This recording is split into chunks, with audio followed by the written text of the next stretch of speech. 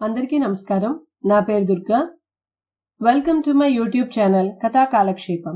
Listen to the reading. మీరు వింటున్నారు MS Subbulakshmi గారి జీవిత చరిత్ర. క్రితం భాగంలో కుంజమ్మ పక్కన ఎప్పుడూ సదాశివన్ ఉండడం వల్ల కుంజమ్మకి పోషకులు దొరకరు కూడా అని ధనమ్మ పిల్లలు అనడం వల్ల షణ్ముగబడివు భయపడి కుంజమ్మని తీసుకుని మధురై నగరం వెళ్ళిపోవడం, అక్కడ పోషకులను వెతకడం.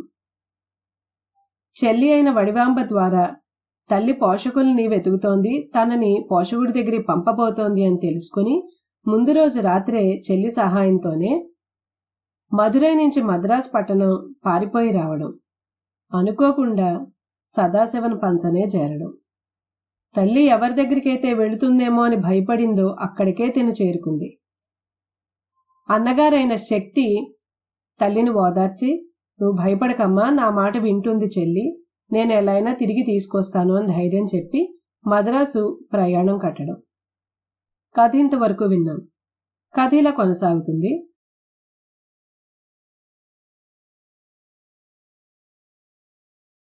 కుంజ, నువ్వు వెళ్ళి స్నానం చేసిరా అంటూ స్నానాల గది చూపాడు. అమ్మా, నువ్వు తొందరగా వంట చెయ్యి, ముందు కాఫీ పెట్టు కుంజాకి అంటూ అమ్మని తొందర చేశాడు. అమ్మా, కుంజ కాఫీ మనలాగా చిక్కగా తాగదు, కాస్త పలచగా చెయ్యి అని కూడా చెప్పాడు. సదాశివం సంతోషం అంతా ఇంతా కాదు. వెతుకుతున్నది కాలికి తగిలినట్లయింది. సుబ్బులక్ష్మిని గుండెల్లోకి ఎప్పుడో తెచ్చుకున్నాడు. ఎలా అయితేనేమి ఇంట్లో వచ్చి చేరింది, ఇక తన ఇంట్లోనే ఉండేటట్టు చూసుకోవాలి. అమ్మా, బయలుదేరుతున్నానమ్మా. కుంజ నేను చెప్పినట్లు చేస్తుందమ్మా అన్నాడు శక్తి. అవును షణ్ముగం, దానికి అన్న అంటే చాలా ఇష్టం, నువ్వు బాధపడకు అంది మరకతం. అమ్మా, నేను రేపు మెయిల్కి బయలుదేరి కుంజాతో సహా వస్తానమ్మా, నువ్వు జాగ్రత్త అంటూ బయలుదేరాడు. కాఫీ తాగుతూ సుబ్బులక్ష్మి చెప్పిన విషయాలు విన్నాడు. కుంజ, మంచి పని చేశావు, ఇంకా ఎవరు ఏం చెప్పినా వినకు. సుబ్బులక్ష్మికి తొందరగా భోజనం పెట్టించి, కుంజ నువ్వు పడుకో, రాత్ర నిద్రపోయి ఉండవు, నేను ఆఫీస్కెళ్ళి వస్తా అంటూ సుబ్బులక్ష్మికి మంచం చూపెట్టి వెళ్ళాడు. అమ్మా, ఎవ్వరికీ తలుపు తీయకు, ఈ విషయం ఎవ్వరికీ తెలియనివ్వకు హెచ్చరించాడు అమ్మని. విషయం తెలిసి మధురైలో అందరూ షణ్ముగబడి ఇంటికి చేరుతున్నారు. సుబ్బులక్ష్మి గురువు వచ్చాడు భార్యతో సహా. అమ్మా, చెప్పా పెట్టకుండా వెళ్ళిందా? అమ్మాయి కచేరీలో ఫిడేలు వాయిస్తే నాకు కచేరీకి 7 రూపాయలు వచ్చేవి, నా 7 రూపాయలకి గండి కొట్టిపోయింది అని ఏడుపు. మరదళ్ళు షణ్ముగబడివిని పక్క గదిలోకి తీసుకెళ్లి బలవంతంగా తిండి పెట్టి పడుకోబెట్టారు. పడుకోబోయే ముందు సుబ్బులక్ష్మి తను వదిలి వచ్చిన తన మధురైని గుర్తు చేసుకుంది. వడివాంబ తను ముందుగా అనుకున్నట్లుగానే అందరూ నిద్రపోయాక వడివాంబ చెయ్యి నొక్కింది. సంకేతమిచ్చి అమ్మను ఒకసారి చూసుకుని తను లేచి వంటి మీద నగలు తీసిపెట్టి కొంత డబ్బు బట్టల సంచిలో పెట్టుకుని మెల్లగా తలుపు తీసి వీధిలోకి వచ్చేసింది. అక్కడి నుంచి వడివడిగా నడుచుకుంటూ పశ్చిమ రాజగోపురం వీధిలో నుంచి మాసి వీధి దాటి టౌన్ హాల్ వీధిలోకి వచ్చి బార్న నడుచుకుంటూ పశ్చిమ వెలివీధిలోని రైల్ స్టేషన్కు చేరుకుంది. అంతా 4 నిమిషాలే. ఆ తర్వాత రైలు ఎక్కి తల నిండా పైట కప్పుకుని ఎవ్వరూ చూడకుండా జాగ్రత్త పడుతూ మద్రాసు చేరుకుంది. ఎవరన్నా తన దగ్గరకొచ్చి తన మొహం మీద పైట తొలగించి గుర్తు పట్టేస్తారేమోనని భయపడిపోతూనే ఉంది. ఇప్పుడు నిద్రలో కూడా అప్పుడప్పుడు ఉలిక్కి పడుతుంది. ఇక్కడ షణ్ముఖబడివు వెక్కి వెక్కి ఏడుస్తోంది.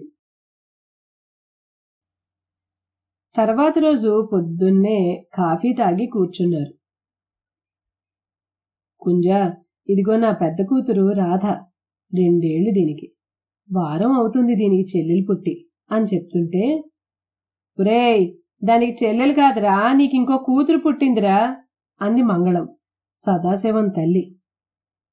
అసలు ఆ మాటల్ని పట్టించుకోకుండా, వీళ్ళిద్దరేమో మా అక్క పిల్లలు, వాళ్ళ అమ్మ చనిపోయింది అంటూ చెప్పుకొస్తున్నాడు తన గురించి, తన కుటుంబం గురించిను. మంగళం కొర చూస్తుంది. ఎవరీ పిల్ల ఇలా ఇంట్లోకి తీసుకొచ్చాడు, ఎప్పుడు వెడుతుంది, పైగా మామా అని పిలుస్తుంది అనుకుంటుంది. ఇంత అమాయకమేంటి నువ్వు అన్నట్లు చూశాడు సుబ్బులక్ష్మి వైపు. కుంజ, ఈరోజు నిన్ను వెతుక్కుంటూ మీ అన్న మామలు మన ఇంటికి వస్తారు. నేను లేకపోతే నిన్ను లాక్కెళ్ళిపోతారు. నేను ఉన్నా కూడా నిన్ను లాక్కెళ్లే ప్రయత్నం చేస్తారు. నువ్వు బయటికి రాకు. సుబ్బులక్ష్మికి ఇప్పటి నుంచే భయం మొదలైంది. ఎవర్రా వచ్చేది, మనకెందుకురా ఈ గొడవలు? అమ్మా, నువ్వు లోపలికెళ్ళు, నీ పని చూసుకో గట్టిగా అరిచాడు తల్లిని. అనుకున్నట్లుగానే సుబ్బులక్ష్మి కోసం వచ్చారు. కాని అన్న ఒక్కడే వచ్చాడు. శక్తివేల్ని లోపలికి రానిచ్చి కూర్చోబెట్టాడు. సుబ్బులక్ష్మి మంచినీళ్ళు తీసుకొచ్చి ఇచ్చింది. అన్నా, అమ్మ ఎలా ఉంది? శక్తి ఏమీ మాట్లాడలేదు. అన్నా, బాగుంది కదా అమ్మా? నిన్ను తీసుకురమ్మంది కుంజ, పద వెళ్దాం. ఊపిరి పీల్చుకుంది సుబ్బులక్ష్మి. కాని ఏమీ మాట్లాడకుండానే ఉంది. అమ్మ నీకోసం కలవరిస్తుంది కుంజ, బయలుదేరి వెళ్దాం. సుబ్బులక్ష్మిలో ఎలాంటి కదలిక లేదు. నీ ఇల్లు నీకు కాకుండా ఇంకొకళ్ళ పంచలో ఎందుకు కుంజా? ఇక్కడే ఉండనన్నా, నా దారి నేను చూసుకుంటాను. మేమంతా ఉండగా నువ్వు ఒక్కదానివే చూసుకోవలసిన అవసరం ఏమొచ్చింది? సుమి తలదించుకుని తీక్షణంగా కిందకి చూస్తుంది. ఆ చూపులు, ఆ నిశ్శబ్దం చాలా చెప్పాయి అన్నకి. నేనుంటా కుంజ నీ పక్కన. నీకిష్టం లేనివి ఏమీ జరగనివ్వను. నువ్వు రా నాతో ఇప్పుడు. తర్వాత ఎప్పుడైనా వస్తా అన్నా. అమ్మ నీకోసం ఎదురు చూస్తూ ఉంటుంది. నేను నిన్ను తీసుకొస్తానని మాట ఇచ్చాను. నా మాట పోనీయకు కుంజ. ఇప్పుడు అమ్మను చూడలేనన్నా, తర్వాత వస్తాను, నువ్వెళ్ళు. కుంజ, చిన్నపిల్లవు కాదు చెయ్యి పట్టుకుని ఈడ్చికెళ్ళడానికి. అమ్మ కోసం రా. రానంటుందిగా, ఎన్నిసార్లు చెప్పాలి? పక్క గదిలోంచి సదాశివం వచ్చాడు. ఆడపిల్ల ఇంటి నుంచి వచ్చేస్తే నచ్చ చెప్పి ఇంటికి పంపాలి. నువ్వేం మనిషివి? దాన్ని ఇంటికి రాకుండా చేస్తున్నావు? సదాశివం మీద అరిచాడు శక్తి. నువ్వు బలవంతం చేయకుండా వస్తానంటే అలానే తీసుకెళ్ళి. పందెం విసిరాడు సదాశివం. నా చెల్లిని నేను ఎలాగైనా తీసుకెళ్తాను. రా కుంజ అంటూ చెల్లి చేయి పట్టుకుని వీధి వైపు లాక్కెళ్తున్నాడు శక్తి. సదాశివం విడిపించడానికి ప్రయత్నిస్తూ శక్తిని ఒక తోపు తోశాడు. ఆజానుబాహుడైన సదాశివం తోపికి శక్తి వీధిలోకి వెళ్లి పడ్డాడు. ఇప్పటి వరకు సదాశివం అంటే షణ్ముఖబడివుకే ద్వేషం. ఈ క్షణం నుంచి శక్తి కూడా ఇతన్ని ద్వేషించడం మొదలుపెట్టాడు. ఒరేయ్, పోలీసులతో వచ్చి నీ అంతు చూస్తారా? నా చెల్లి మీద నీ అధికారం ఏంట్రా? నా చెల్లిని తీసుకెళ్తారా అంటూ అరుస్తున్నాడు. సుబ్బులక్ష్మిని లోపలికి పంపి తలుపులు వేసి చాలాసేపు శక్తి మీద అరిచి లోపలికి వచ్చాడు సదాశివం. ఉద్వేగంలో ఉన్నాడు. ఒరే, ఈ గోల మనకెందుకురా అంటూ తల్లి మొదలుపెట్టింది. గుడ్లు ఉరిమి చూశాడు. అమ్మా గట్టిగా కేక వేశాడు. నువ్వు వెళ్ళి భోజనాలు పెట్టావు.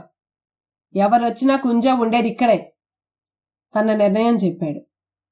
సుబ్బులక్ష్మి స్థితి వర్ణనాతీతం.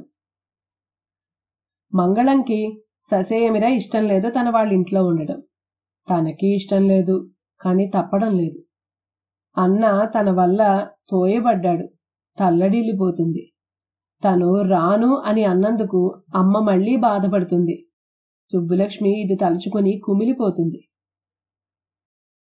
కుంజా అంటూ అదే ఉద్వేగంతో సుబ్బులక్ష్మిని పిలిచాడు. ఏంటి మామా అంటూ ఏడుస్తూ వచ్చింది సుబ్బులక్ష్మి. ఏడవకు కుంజా, నేనున్నానుగా. రేపు పోలీసులు వచ్చినా నువ్వు రాను అంటే వాళ్ళేమీ చేయలేరు. నేను మేజర్ని. నా ఇష్ట ప్రకారమే ఈ ఇంట్లో ఉంటున్నానని చెప్తే వచ్చిన తోవనే వెళ్తారు. అర్థమైందా కుంజా? ఇక నేను ఏం చెప్పినా నువ్వు సరే అను. అసలు నేనే మాట్లాడతాను, నువ్వేమీ మాట్లాడకు. నిన్ను ఒకటే అడుగుతారు, నువ్విక్కడ నీ ఇష్టపూర్వకంగానే ఉంటున్నావా, లేక నేను బలవంత పెడుతున్నానా అని. నన్ను ఎవ్వరూ బలవంతం పెట్టడం లేదు అని చెప్పు. నేను మా ఇంటికి వెళ్ళదలుచుకోలేదు అని చెప్పు. సరేనా కుంజ? సరైన నిర్ణయం తీసుకుని మధురై నుంచి మద్రాసుకి అయితే చేరింది, కాని ఇక్కడి నుంచి బుర్రకు పదును పెట్టే మనస్సుని, ఆలోచింపచేసే శక్తిని కోల్పోయింది. మళ్ళీ అసలు సుబ్బలక్ష్మి అయింది. అమ్మ ముందుకు నెట్టందే ఏ పని చేయలేని తల్లిచాటు సుబ్బలక్ష్మి బేల సుబ్బలక్ష్మి అయింది. సంగీతంలో తనకి ఇప్పటిదాకా ఇంత పేరొచ్చిందంటే దానికి కారణం తల్లి. తల్లి నేర్పితే వచ్చిన సంగీతమే కాదు, తల్లి గర్భంలో ఉన్నప్పటి నుంచి తల్లి పంచి ఇచ్చిన సంగీతం. షణ్ముఖవడివు తన గురువు ఒక్కటే కాదు, సంస్కారం నేర్పిన తల్లి, పద్ధతిగా పెంచిన తల్లి, తోడుగా ఉండి జీవితంలో ఒక్కొక్క మెట్టు జాగ్రత్తగా ఎక్కిస్తున్న తన గురువు, నెయ్యం, బాంధవ్యం, తన సర్వం. అలాంటి తల్లిని కాదని లాగి వెనక్కి తోసి తను ముందుకు ఉరికింది. అమ్మ, అన్న, చెల్లి సంగీతంతో పెనవేసుకుపోయిన కుటుంబం సుబ్బలక్ష్మిది. తల్లి అడుగులో అడుగు వేసుకుంటూ వస్తున్న కూతురు ఒక్కసారిగా వేరుబాట పట్టింది. ఒక్క పోషకుల విషయంలోనే ఇద్దరికీ పొసగలేదు. తల్లి, ఇది మన కుల పద్ధతి, ఇందులో తప్పే లేదు అంటుంది. తప్పు కాకపోవచ్చు, కానీ ఇప్పటి సమాజం వేలెత్తి తెప్పుతుందే. ఈ పద్ధతి కాకుండా మనం ఇంకో మంచి పద్ధతిని ఎన్నుకునే స్వేచ్ఛ ఉండగా సమాజానికి చులకనవ్వడం ఎందుకు అని కూతురు భావన. ఈ భావన నరాన ఇంటి నుంచి వచ్చేసింది. వచ్చేప్పుడు తన వెనక్కి వెళ్ళకూడదని నిశ్చయం చేసుకునే వచ్చింది. తను వెనక్కి వెళితే ఏమవుతుందో తెలుసు. ఈసారి మాటలు నచ్చచెప్పడాలు ఉండవు. ఆ పోషకుడు ఎప్పటినుంచో ఎదురు చూస్తున్నాడు. తనని తీసుకెళ్లి వాడి బారిన పడేయటమే. అన్న అలా ఏమీ కాకుండా చూసుకుంటానని మాట ఇచ్చినా నమ్మలేదు. అన్న మీద నమ్మకం లేక కాదు, అక్కడ అమ్మదే రాజ్యం. అమ్మ కనుసన్నల్లో కదలాడే మామలదే ఏలుబడి. అమ్మని వదిలి వచ్చిన వ్యధ, అన్నను కాదన్న బాధ, ముందు ముందు ఏమవుతుందో అన్న భయంతో ఇప్పటికిక సుబ్బలక్ష్మి శక్తి అడుగంటింది.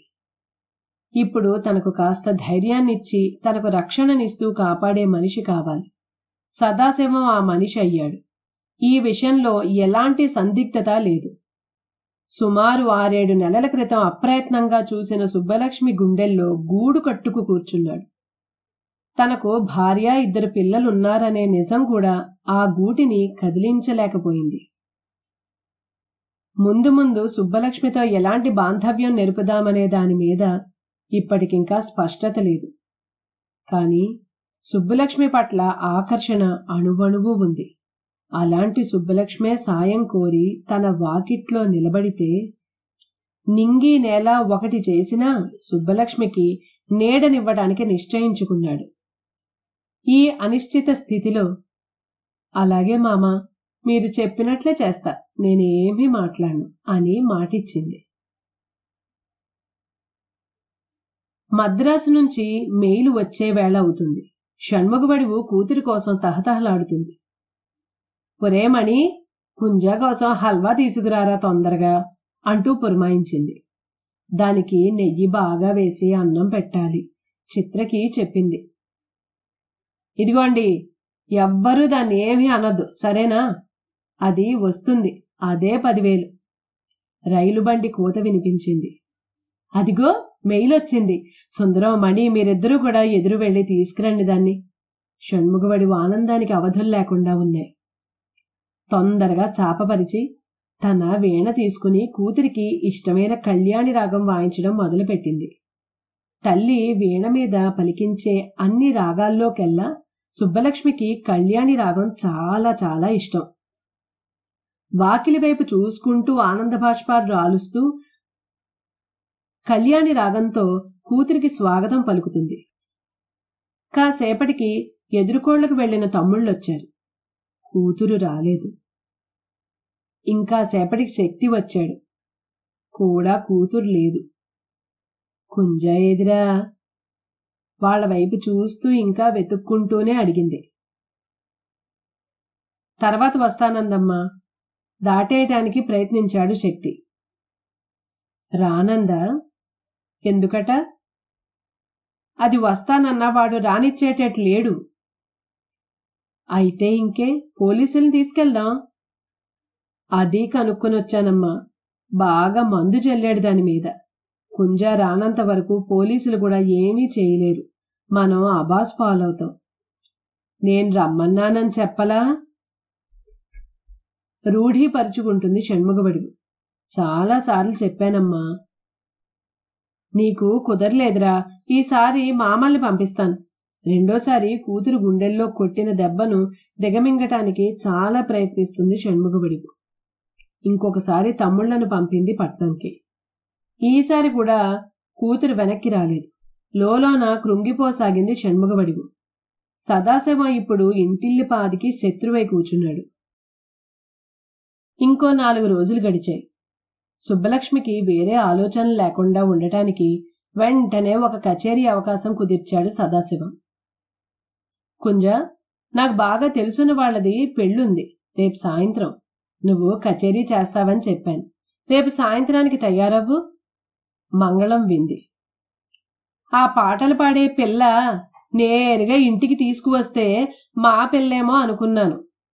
ఈ పిల్ల ఒద్దిక రంగు చూసి అనుమానం కూడా రాలేదు సుమా. దాసీల పిల్ల.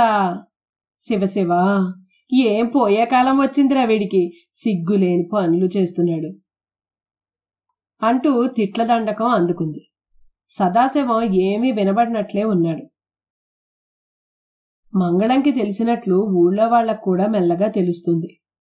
ఒకరోజు ఆఫీసులో కృష్ణమూర్తి అడగనే అడిగాడు, సుబ్బలక్ష్మి మీ ఇంట్లో ఉందట? అవును కృష్ణమూర్తి, వాళ్ళమ్మ పోషకుల దగ్గరికి పంపుతానంటే ఇష్టం లేక వచ్చేసింది. నేను కూడా సాయం చెయ్యకపోతే ఎటు వెళ్తుంది చెప్పు ఆడపిల్ల. మనం కాంగ్రెస్ వాళ్ళం. సమాజంలో కుళ్ళుని మనం కడిగేయకపోతే ఇంకెవరు చేస్తారు? చిన్నపాటి భాషనిచ్చాడు. కృష్ణమూర్తి ఏమీ మాట్లాడలేదు. కాని ఆ నిశ్శబ్దంలో ఆహా, అబ్బా అనే వెటకారం మాటలు వినిపించాయి సదాశివానికి.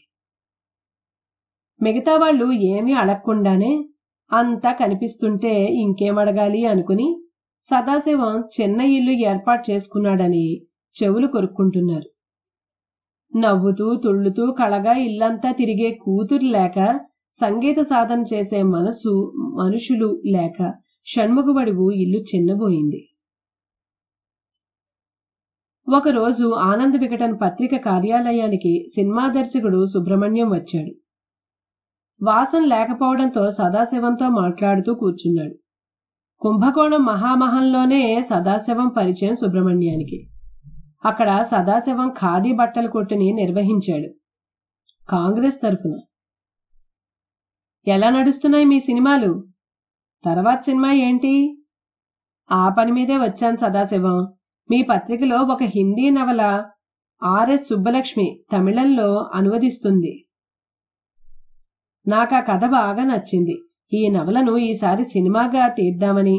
పైగా నాకొక మంచి సాంఘిక కథ అవుతుంది.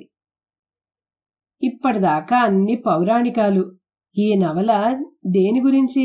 కథ ఏంటి? అడిగాడు సదాశివం. వాసన ఇంకా రాలేదు. ఇంకా చేసేదేమీ లేక సదాశివంకి కథ చెప్పడం మొదలుపెట్టాడు సుబ్రహ్మణ్యం. ఒక చిన్న పిల్లను ఒక వయసు మళ్లిన చాదస్తుడికి ఇచ్చి చేస్తారు ఆమె తల్లిదండ్రులు. అతడు రాచి రంపాన పెడుతూ ఉంటాడు అమ్మాయిని. తట్టుకోలేక ఇంట్లో నుంచి పారిపోతుంది. కానీ సానివారి చేతిలో పడి అక్కడికి వచ్చే మగవాడికి తన పాటలతో ఆహ్లాదపరుస్తూ ఉంటుంది. పాపం ఇక్కడ తన భర్త ఇంట్లో కన్నా ఎక్కువ బాధలు అనుభవిస్తుంది. ఆత్మహత్య చేసుకోవాలనుకుంటుంది. ఇంతలో ఆమెని ఒక మంచి కుటుంబం చేరదీసి సేవా సదనం అనే ఆశ్రమంలో చేర్పిస్తారు. అక్కడ తనలాంటి వారికి మంచి కర్తవ్యం బోధిస్తూ తన భర్తలో కూడా చివరకు మార్పు తెస్తుంది. ముగించాడు సుబ్రహ్మణ్యం. సదాశివం ఆలోచిస్తూ ఉన్నాడు. చాలాసేపటిదాకా ఏమీ మాట్లాడకుండా కిందికి మీదికి చూస్తూ తెగ ఆలోచిస్తున్నాడు. ఏంటి సదాశివం, కథ నచ్చలేదా నీకు? అడిగాడు సుబ్రహ్మణ్యం. సుబ్రహ్మణ్యం గారు, మీ కథలో హీరోయిన్ పాటలు పాడాలి కదా? పాటలు పాడాలి. ఏడుపు ఏడవాలి, పాటలు రాకపోయినా పర్వాలేదు. ఇప్పుడు ప్లేబ్యాక్ వచ్చిందిగా, ఏడవటం మాత్రం హీరోయినే చెయ్యాలి. సుబ్రహ్మణ్యం గారు, మీకు ఈ 2 పనులు బ్రహ్మాండంగా చేసే ఒక అమ్మాయి పేరు చెప్తాను. మీరు అమ్మాయినే హీరోయిన్గా పెట్టుకుంటానంటే వాసంతో మాట్లాడి మీకు ఆ సినిమాకి హక్కులు ఇప్పించేస్తా. ఎవరా అమ్మాయి? ఎవరు సదాశివం? చెప్తాను, మరి మీరు మాట ఇస్తారా? లక్షలతో వ్యవహారం, సినిమా అంతా హీరోయిన్ చుట్టూతానే తిరుగుతుంది. అలాంటి హీరోయిన్ ఎవరో ఏంటో తెలుసుకోకుండా ఎలా? సరే, ఎవరో చెప్తాను. ముందు కాస్త బయటికి వెళ్దానండి. బయటకొచ్చిన తర్వాత ఇది చెప్పండి, ఈ కథ హక్కులకు ఎంత పెడదామనుకుంటున్నారు? ఎంతో పెట్టలేను సదాశివం. నా గత 2 సినిమాలు సరిగ్గా పోలేదు. పావలక్కోడి ఒక్కటే బాగా ఆడింది. ఇప్పుడు బాలయోగిని సినిమా ఎలా ఆడుతుందో చూడాలి. ప్రస్తుతం నష్టాల్లో ఉన్నా, ఊరికే ఇస్తే బాగుండు. అది మా వాసం దగ్గర కుదరదు తెలుసు, అందుకే ఎంత తక్కువగిస్తే అంత నయ్యం. సుబ్రహ్మణ్యం గారు, నేను మీ హక్కులు ఎంత తక్కువకి వీలైతే అంత తక్కువకి ఇప్పిస్తాను. నేను చెప్పిన హీరోయిన్ పెట్టుకోండి. ఆ అమ్మాయి గొప్ప సంగీత విద్వాంసురాలు. మీకు పాటలకి ఇంకొకళ్ళని పెట్టుకునే పని కూడా ఉండదు. ఎవరా అమ్మాయి? సుబ్బలక్ష్మి. సుబ్బలక్ష్మి? ఏం సుబ్బలక్ష్మి? ఈ నవల తర్జుమా చేస్తున్న ఆర్ఎస్ సుబ్బలక్ష్మి కాదు. మీ భార్య ఎస్టీ సుబ్బలక్ష్మి అంతకన్నా కాదు. ఎంఎస్ సుబ్బలక్ష్మి. ఎవరు? మధురై సుబ్బలక్ష్మి. ఇప్పుడు మీ ఇంట్లో ఉంటుందని విన్నాను. ఆ అమ్మాయా? అవును సుబ్రహ్మణ్యం గారు, ఆ సుబ్బలక్ష్మే. ఆ అమ్మాయి పాటలైతే బ్రహ్మాండంగా పాడుతుంది, కానీ మరి నటించడం జీవిస్తుంది. సుబ్రహ్మణ్యం గారు, ఏడుపులో జీవిస్తుంది. ఏంటి ఇంత ధీమాగా చెప్తున్నాడు అన్నట్లు ఏమీ అర్థం కాక చూస్తున్నాడు సుబ్రహ్మణ్యం. ఇప్పుడు సుబ్బలక్ష్మి పరిస్థితి అదే సుబ్రహ్మణ్యం గారు. వాళ్ళ అమ్మ చేసే పనులు ఇష్టం లేక ఇంటి నుంచి వచ్చేసింది. ఇక అప్పటి నుంచి ఏడుపులు. ఓదార్చడం మా అమ్మ వల్ల నా వల్ల కావడం లేదు. ఆత్రంగా సుబ్రహ్మణ్యం వంక చూస్తున్నాడు సదాశివం. ఒప్పుకుంటాడా లేదా అని ఆలోచనలో ఉన్నాడు సుబ్రహ్మణ్యం. ఆ పిల్ల బాగా నిదానమే. సుబ్రహ్మణ్యం గారు, మీరు సరేనానండి. నేను పక్క నుండి బాగా సాధన చేయించి నటించేలా చేస్తా. పైగా మీ ఆవిడ కూడా మంచి స్నేహితురాలు సుబ్బలక్ష్మికి. మనం చెయ్యగలం. సుబ్రహ్మణ్యం ఆలోచిస్తున్నాడు. సదాశివం మనం అంటున్నాడు. సినిమాలో పూర్తిగా లీనమైపోతాడు సుబ్బలక్ష్మిని తీసుకుంటే. ఈ నెలలోనే రాజగోపాలాచారి మద్రాసు ప్రెసిడెన్సీకి ప్రధానమంత్రి అయ్యాడు.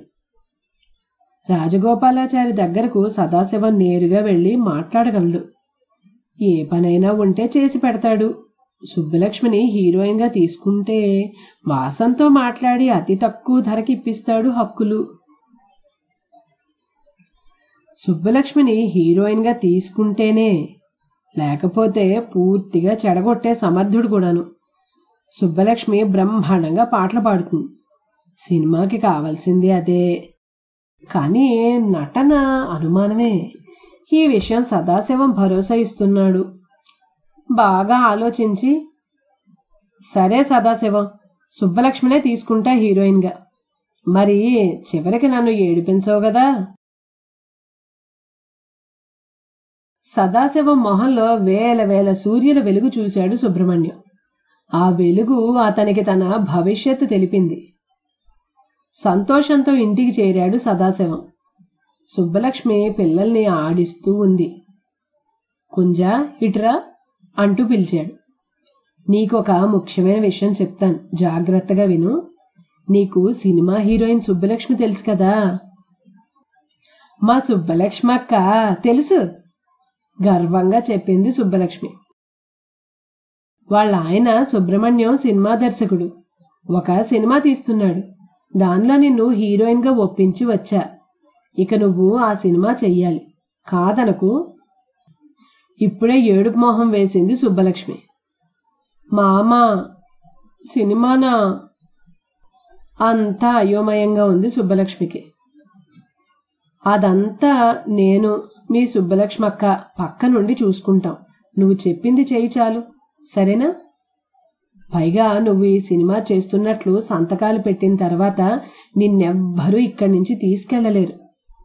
సుబ్రహ్మణ్యం కూడా నిన్ను కనిపెట్టుకుని ఉంటాడు. నిన్ను తీసుకెళ్తే అతనికి బోల్డంత నష్టం. సినిమా మాట ఎలా ఉన్నా సుబ్బలక్ష్మికి చివరి మాట నచ్చింది. అమ్మ తనని తీసుకెళ్లే ప్రయత్నం ఎప్పటికీ మానదు. ఇప్పుడు ఆ సినిమా ఒప్పుకుంటే తనకు రెండింతలు రక్షణ. ఖాళీగా కూర్చోకుండా ఒక వ్యాపకం ఉంటుంది. ఆ తర్వాత మెల్లగా తన దారిని తను చూసుకోవచ్చు అనుకుంది. ఇక నటించటమా? తనకు నచ్చిందేదో అదే చేయగలదు. ఆ పై ఉంచినా తీసినా తనకు వచ్చే నష్టమేమీ లేదు. ఇలా ఆలోచించి, సరే మామా, మీ ఇష్టం అంది. హమ్మయ్యా అనుకుంటూ లేచాడు సదాశివం. మళ్లీ సదాశివం మొహం వెలిగిపోతుంది. సుబ్బలక్ష్మి సినిమా ఒప్పుకుంటూ సంతకాలు చేస్తుంది కాబట్టి మద్రాసులో నుంచి ఎవ్వరూ లాక్కెళ్లలేరు. అసలు సుబ్బలక్ష్మే వెళ్లాలనుకున్నా వెళ్లలేదు. సుబ్బలక్ష్మి తన దగ్గర ఎంత లేదన్నా 1 సంవత్సరం ఉండిపోయేటట్లు ఏర్పాటు చేసుకున్నాడు సదాశివం. సదాశివం వాసన్ దగ్గర చాకచక్యంగా వ్యవహరించి ఆ కథ హక్కులు 4,000 రూపాయలకే ఇచ్చేటట్లు చేశాడు. సుబ్రహ్మణ్యం గత 5 సంవత్సరాల నుంచి 5 సినిమాలు తీశాడు. వీటిలో వరుసగా 4 పౌరాణికాలు. ప్రగతిశీల భావజాలం ఉన్న సుబ్రహ్మణ్యం తన 5వ సినిమా బాలయోగినిలో బాలవితంతువుల వ్యధ తెరకెక్కించి ఈ ఆచారం ఎంతవరకు సమంజసం అని ప్రశ్నించాడు. ఇప్పుడు సుబ్బలక్ష్మితో అనుకున్న కథ కూడా ఒక సాంఘిక దురాచారాన్ని దుయ్యబడుతుంది.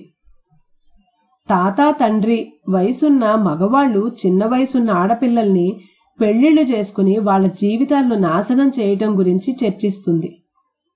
భారతదేశంలో ఈ కాలం సంస్కరణల కాలం. తమ భావాల్ని ప్రజల్లోకి తీసుకెళ్లటానికి సుబ్రహ్మణ్యం లాంటి ప్రగతిశీలవాదులు అత్యంత ప్రభావితమైన సినిమాలు ఎంచుకుంటున్నారు. సినిమా పేరు సేవా సదనం అనే ఖరారు చేశారు.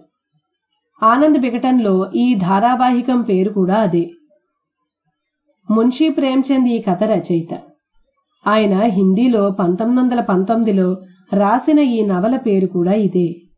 సంగీత దర్శకుడిగా తమిళ త్యాగరాజుగా పిలువబడే వాగ్గేయకారుడు పాపనాశం శివన్ని పెట్టుకున్నారు. శివన్ ఇంతకు ముందే సుబ్రహ్మణ్యం 2 సినిమాలకి సంగీత దర్శకం చేశాడు. శివన్ కర్ణాటక సంగీత ప్రజ్ఞ కలిగిన వ్యక్తి. సుబ్బలక్ష్మి నటించే పాత్ర పేరు సుమతి. ఈ పాత్ర పెళ్లి చేసుకునేది ఒక వృద్ధుణ్ణి. ఆ పాత్రకి నటేషన్ అయ్యర్ అనే ప్రముఖ నాటక రంగం కళాకారుని తీసుకున్నారు. సుమతి స్నేహితురాలుగా అంతకుముందు బాలయోగినిలో చేసిన ఎస్ వరలక్ష్మిని తీసుకున్నారు. అన్నీ ఖరారైన తర్వాత పత్రికలకు సమాచారాన్ని ఇచ్చారు. ఈ పత్రికల ద్వారా ఇతరత్ర సుబ్బలక్ష్మి సినిమాల్లో చేరుతుందని షణ్ముఖబడివుకు తెలిసింది. ఎరా, ఏమనుకుంటుంది సినిమాల్లో చేరటమంటే? ఆ సినిమాలేంటో ఆ కథ ఏంటో నేను కళ్ళారా చూశాను. ఒరేయ్, మీరేమైనా చెయ్యండి, దాన్ని అక్కడి నుంచి తీసుకురండి. సినిమాలో చేరి దాని బతుకు నాశనం చేసుకోనివ్వద్దు. దీన్ని సినిమాల్లో చేర్చి సంపాదించాలనుకుంటున్నాడు వాడు. సుబ్బలక్ష్మిని పట్నం నుంచి ఎత్తుకు రమ్మని పురమాయించింది. షణ్ముఖబడివు మద్రాసు సినీ ప్రపంచాన్ని దానిలో ఒక భాగమై గమనించింది. అక్కడ పొంచి ఉన్న ఆపద బారిన తన కూతురు పడకూడదని ఆమె తపన. 1937 మార్చిలో సుబ్బలక్ష్మి సదాశివంతో పాటు సుబ్రహ్మణ్యం స్టూడియోలో అడుగుపెట్టింది. పాటలు రికార్డింగ్ స్టూడియోలు సుబ్బలక్ష్మి కొత్త కాదు, కానీ ఈ సినిమా స్టూడియోలో పూర్తిగా కొత్తగా ఉంది. సుబ్రహ్మణ్యం అతని భార్య ఎస్టీ సుబ్బలక్ష్మి వచ్చి స్వాగతం పలికారు. వాళ్ళిద్దరినీ చూడగానే సుబ్బలక్ష్మికి మొదటి గుర్తొచ్చింది వాళ్ళ అమ్మ చెప్పిన మాట. తరువాత సినిమాకి కూడా హీరోయిన్ అదే అయితే కనుక సరిపోయింది గాని ఆ తర్వాత సినిమా హీరోయిన్ దీనికి సవతి కాకపోతే అడుగు అని. ఆ తర్వాత సినిమా ఈ సినిమానే. ఆ తర్వాత హీరోయిన్ సుబ్బలక్ష్మి. ఒక్కసారిగా సుబ్బలక్ష్మి వెన్నులో వణుకు పుట్టింది. సుబ్బలక్ష్మి, ఈరోజు ముహూర్తపు పూజ మన సినిమాకి. నువ్వు రోజు రావాలిక నుంచి. నీ పోర్షన్ ఉన్నా లేకున్నా చెప్పాడు సుబ్రహ్మణ్యం. రోజు సుబ్బలక్ష్మిని సదాశివం స్టూడియోకి తీసుకెళ్తున్నాడు. ఒకరోజు, కుంజా, నేనోసారి ఆఫీస్కి వెళ్ళొస్తాను, నువ్వు జాగ్రత్తగా ఉండు, నేను వచ్చిన తర్వాత స్టూడియోకి వెళ్దాం అని చెప్పి బయటికెళ్ళాడు. తిరిగి ఇంటికి వచ్చేసరికి మంగళం బిక్కుబిక్కుమంటూ కూర్చుని ఉంది. సదాశివన్ని చూడగానే అరుపులు మొదలుపెట్టింది. నేను ముందే చెప్పానురా, మనకి ఈ అమ్మాయి వద్దు, వాళ్ళ గొడవలు వద్దు అని. నువ్వు వింటావా? ఇంకాస్త ఉంటే నన్ను చితకబాది వెళ్లేవాళ్ళు. పిల్లలు భయంతో వణికిపోతున్నారు. సదాశివం మనసు కీడు శంకించింది. ఇంకెక్కడ కుంజా లేదు, గుంజా లేదు. వాళ్ళు ఎత్తుపోయారు. మనకెందుకురా ఇవి? ఇప్పటికైనా వదలరా. ఆ అమ్మాయితో నా అమ్మాయిని వెళ్ళిపోయింది. అమ్మా, నీకు దండం పెడుతున్నాను, ఇంకొక్క విషయం చెప్పు. కుంజానే ఇష్టంగా వెళ్ళిందా, వాళ్ళు లాక్కెళ్లారా? మంగళం నీళ్లు నవ్వులుతుంది. అసలు సంగతి చెబితే కథ మళ్లీ మొదలుకొస్తుందని సదాశివానికి అర్థమైపోయింది. సరేనమ్మా, వాళ్ళు ఎటువైపు వెళ్లారు? ఎంతమంది వచ్చారు? దేంట్లో వచ్చారు, వెళ్లారు? వీటన్నింటికీ సమాధానాలు రాబట్టుకుని సుబ్రహ్మణ్యం దగ్గరకు వెళ్లి విషయం చెప్పి స్టూడియోలో పనిచేసే 20 మందితో బయలుదేరాడు. సదాశివం, ఈ పట్నంలో ఎక్కడెక్కడని తిరుగుతాం? అడిగాడు సుబ్రహ్మణ్యం తోవలో. నాకు తెలిసి వాళ్ళు 4 చోట్లుంటారు. పట్నంలో ఈ 4 చోట్ల ఉండకపోతే పట్నం దాటినట్లే. అప్పుడైనా ఎక్కడికి వెళ్లరు, మధురైకే. మీరేం భయపడకండి, నేను తీసుకొస్తా కుంజని. సదాశివం అనుకున్న 2 చోట్ల లేదు సుబ్బలక్ష్మి. 3వ చోట తేనాంపేట ప్రాంతంలో ఒక ఇంట్లో దాచిపెట్టినట్లు కనిపెట్టాడు సదాశివం. మధురై నుంచి వచ్చిన 10 మందితో పట్నం వాళ్ళు 20 మంది ముష్టియుద్ధాలు చేసి సుబ్బలక్ష్మిని ఇంటికి తిరిగి తీసుకొచ్చాడు సదాశివం. ఇంట్లో చెమటలు తుడుచుకుంటూ, సదాశివం, ఇలా అయితే కష్టం కదా, వాళ్ళు మళ్లీ మళ్లీ వస్తూనే ఉంటారు కదా, పోలీసుల దగ్గరికి వెళ్దాం. ఇది పోలీసులతో అయ్యే పనైతే వాళ్లే పోలీసుల దగ్గరికి ఎప్పుడో వెళ్లేవాళ్ళు. మనం వెళ్లి ఈ విషయం పబ్లిక్ చేసుకోవటం ఎందుకు? పోలీసుల అవసరం లేదు సుబ్రహ్మణ్యం గారు. కాకపోతే మరొక పని చేసి పెట్టండి. ఏంటది? మీ ఎక్స్ట్రాలకి పోలీస్ వేషాలు వేసి మా ఇంటికి కాపలా పెట్టండి 1 వారం. ఇక వాళ్ళు వచ్చిన తోవన వాళ్ళు వెళ్ళిపోతారు. సరే, అలాగే చేస్తాను. కానీ జాగ్రత్త సదాశివం, సినిమా మొదలు పెట్టేశాం కదా. ఇంకెలా జరగదు. కుంజాని ఇక నేను ఒంటరిగా వదలను. నేను ఉద్యోగం వదిలేస్తాను నిర్ణయించుకున్నాడు సదాశివం.